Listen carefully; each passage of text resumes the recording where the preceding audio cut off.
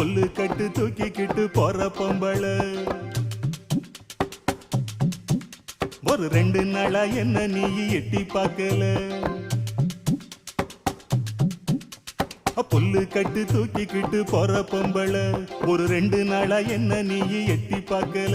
அட காத்துக்கிட்டு நிக்கிறண்டி தென்னந்தோப்புல என்ன கண்டுக்காம போறைய நீ அந்த வாக்கல